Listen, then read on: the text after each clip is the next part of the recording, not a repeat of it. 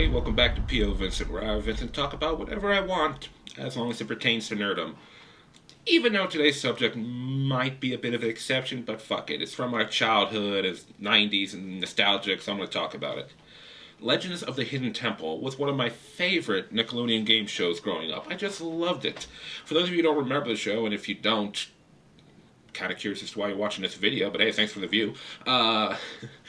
It was like one of the classic Nickelodeon game shows, had some obstacle courses and all that, studio audience right there for the action, and of course kids were the contestants. It started out with six teams, 2 kids on each team. Each had their own color. There was the red jaguars, there was the orange iguanas, you know, da-da-da-da-da.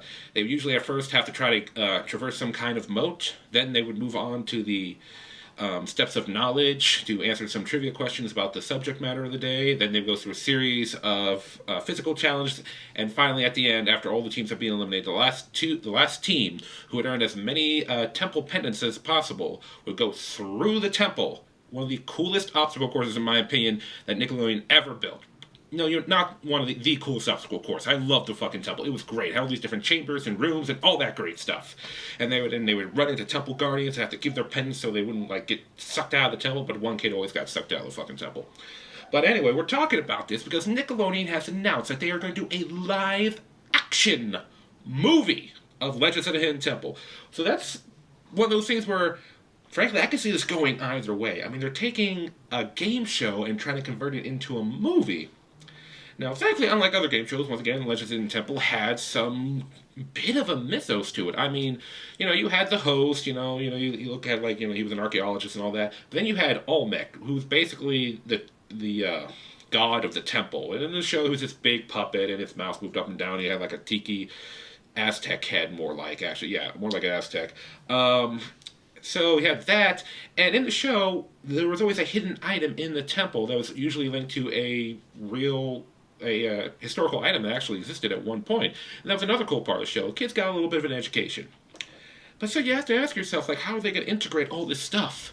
You know, like, who will be the heroes? Will the heroes be based on, like, the host of the show as an archaeologist?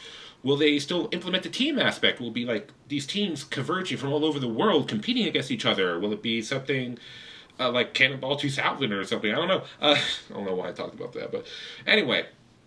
I mean, what else can they, how are they going to integrate the Temple Guardians? How's all this going to go down? It's a lot of questions that we're all asking, and really, it's in the earliest of stages. I mean, they haven't announced anything about the plot, characters. It's all speculation at this point, but that's kind of the fun whenever they announce something like this. We can speculate and have fan theories and throw all that stuff out there. It's really great.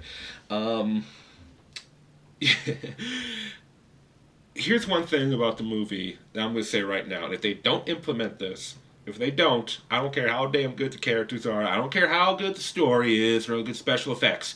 If they don't have that one scene where they are just royally fucking up the Shrine of the Silver Monkey, I'm going to say, fuck it! That was the funniest part about that show over the 3 seasons it had. People would struggle viciously trying to put the Shrine of the Silver Monkey together, which was hilarious to me, because even as a kid I was watching that, and I guess I shouldn't have been judgmental since I was never on the show, but after season 1, when everybody gets a look at the temple and all the things about it, how do you fuck up the Shrine of the Silver Monkey? You got to watch an entire season of people. It was only 3 pieces, people. 3 pieces. The base, the torso, and the head. That's it. And yet, every time you went in that room, you know that kid was going to spend a lot of time on that fucking statue. Oh my god.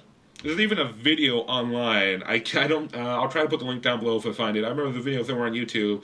Listening, like, I think there's a top 10 things not to do or to do if you want to successfully assemble the Shrine of Silver Monkey. That's how insane that thing was. But anyways, this is actually pretty cool, kind of exciting. Once again, I can see this going either way. I can see this to be really fun and awesome and nostalgic, or just really horribly stupid and cheesy. But I'm gonna hope for, the more positive version, because actually, like I said, it was one of my favorite kids' game shows growing up, and I'm pretty excited for it. Anyway, guys, what are you thinking about this? Are you excited? Are you terrified? What elements do you want to see make it into this movie? Let me know down below, okay? And for now, please go check out some of our other videos on this channel. Go check out me and Mike's reaction to the final Batman vs Superman trailer, and go check out a review of Deadpool. But until next time, I'm Vincent, and I'll check you guys later.